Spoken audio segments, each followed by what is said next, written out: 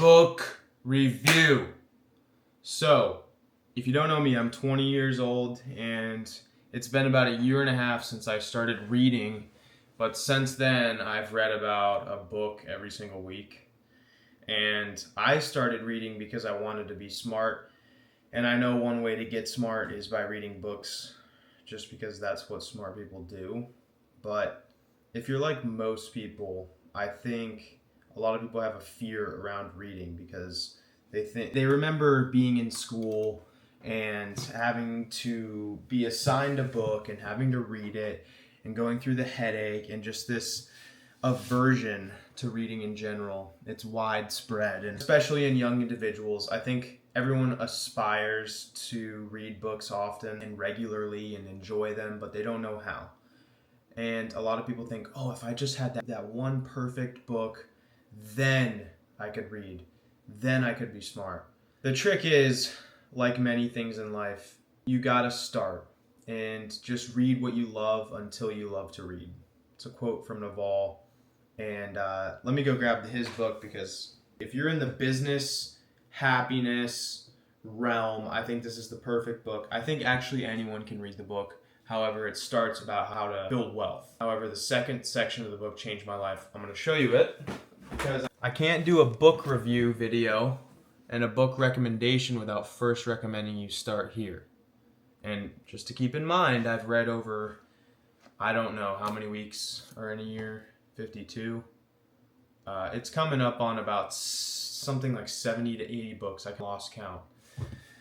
So, let me talk to you about, I just had my 20th birthday, and these are the books I got, and I'm going to go through each of them. Some of these are picked from my parents, and they gave them to me, and then some of them are ones that I sent to my parents. Hey, I'd like to read this. Can you get this one for me? But I made it pretty easy on everyone and sent them some books that I wanted to get. But if you don't read, The Almanac of Naval Ravikant by Eric Jorgensen, however you want to say it. Start here if you're new. Or if any of these pop out, pick these up directly. So, first things first, perhaps a little boring. My grandpa actually sent me this Antonyms and Associated Words. So, this is really a writing tool, as I see it. So, I've used it so far for those mundane words that we use all the time. I'll just flip to a page and find a more spicy synonym to spice up the writing. Cool book right there, but nothing anyone would really care about. Now let's get into the good stuff. Where should I start? So, let's start with this. Breaking the Habit of Being Yourself by Joe Dispenza. So, I first read Joe Dispenza's book called Becoming Supernatural, and that is a book that talks about breaking free of the constraints of your life through meditation. But what makes it really appealing is because it's all based in neuroscience. It's not typical spirituality stuff where it's a phenomenon. It's hard science, and he shows, for instance, let me show you some of the diagrams he'll put in here. But if you're one of those people that finds the spirituality stuff kind of out there, this one's got graphics in there. It's just pictures of brains, but you get the point. He uses science, and he uses meditation to, in that book, become supernatural, create the life that you want, however you want to word it. But I really like neuroscience, so all of Dispenza's books are awesome.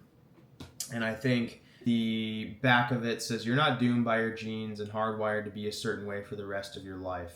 In Breaking the Habit of Being Yourself, renowned author, speaker, and researcher and chiropractor combines the fields of quantum physics, neuroscience, brain chemistry, biology, and genetics to show you what's truly possible. Not only will you be given the necessary knowledge to change any aspect of yourself, but you'll be taught the step-by-step tools to apply what you learn in any area of your life. So, once you break the habit of being yourself, you can truly change your mind, and your life will never be the same. So I've never actually read any of these books. I'm just doing a book haul, so keep that in mind. But this book, from what I've taken from the cover and what I know about Dispenza, yourself is this really deep topic about the ego, I'm assuming, but a lot of things we do simply as a reaction. We're not doing things with any thought. So getting mad, you do completely with your ego. And I think a lot of this is going to be about breaking free of that. So really excited to read this one, Breaking the Habit of Being Yourself, Joe Dispenza. Now, this one, a lot of these books are recommendations from Naval. Naval has put my reading in so many different directions. So this birthday in particular, I went back and looked at his book recommendations, and this was one of them. This is pretty cool. Thing Explainer, Complicated Stuff in Simple Words. So this covers everything. Complicated stuff. Let's see, laptops, bridges, mines, batteries, cockpits, animal cells, nuclear reactors, etc. Trees. Let's go to the tree, page 23. But it doesn't read like a regular book. So look, this is the page of the tree. It's very graphical. So there's a lot of pictures. Never read a book like this. I don't really know how to... I think this is one you just do out of curiosity. I don't know. Pretty excited. And I just like to get that little bit of knowledge about a lot of different things. So I noticed as I've grown up, I'm kind of ignorant in certain areas. U.S. Space Team's Upgoer 5. I don't know anything about that, but this explains it simply. So I'm excited to just get little weird pockets of knowledge and really just gain a better understanding of the world. Oh, that new book smell. Can't beat it. Next one, Siddhartha by Hermann Hesse. Forgive me if I pronounce these wrong. But from what I understand, this is a recommendation from Naval. This is the story of the Buddha. The Buddha's name was Siddhartha before his renunciation. So this follows the Buddha through his path and from a life of comfort to a quest for truth in a world plagued by sorrow and suffering. So I like to take in some of the Buddhist stuff. They have a lot of good principles and it's pretty interesting stuff. So I think this will give me a good brief history on the Buddha, which Naval references quite often. So Siddhartha, I don't know much about this prior, but that's one right there. This one, The Doors of Perception by Aldous Huxley. So I recently just read How to Change Your Mind by Michael Pollan, don't know how to pronounce that. But that book is about, Michael was a gardener, a nutrition, food guy prior to writing this book. And he actually talks about his experience as a 60-something-year-old guy doing psychedelics. And obviously, if you read anything about the use of psychedelics, and it's in a clinical sense and a therapeutic sense for the most part, it's not recreational street stuff. And I don't do psychedelics, so just so you... But The Doors of Perception, this one is pretty much a account of a very great writer, Aldous Huxley. He wrote Brave New World, popular classic. But he goes on, I believe it's a drug called mescaline, and he writes his experience. So this is just going to be really interesting. I'm sure it's going to be great writing, and I'm sure it's going to be really intriguing, but after reading How to Change Your Mind, I had to grab this one and read it, so excited. Next one is You Are the Placebo, Making Your Mind Matter, another Joe Dispenza book. So as you can see, Joe Dispenza is all about the power of the mind, and what he does a lot of this through meditation. But as you can see, there's a lot of brain scans and stuff within the book. It's all neuroscience and science based. So I really like that for me. Even though I'm not averse or opposed to the typical spirituality stuff that I read about, this just ties it all together and stimulates that other part of my brain where I do like science. And so this one talks about how powerful placebo is, and I think my mom was skimming through it and she was referencing a part of the book where they were doing a study on people who had osteoporosis, and they were going in for surgery. There were two groups. One group had a completely fake surgery for osteoporosis. The other one had a real surgery. There were no difference in the results. And that's how strong the placebo is. So how can you use the placebo effect to your advantage and actually turn thoughts into matter and really make whatever thought you want real?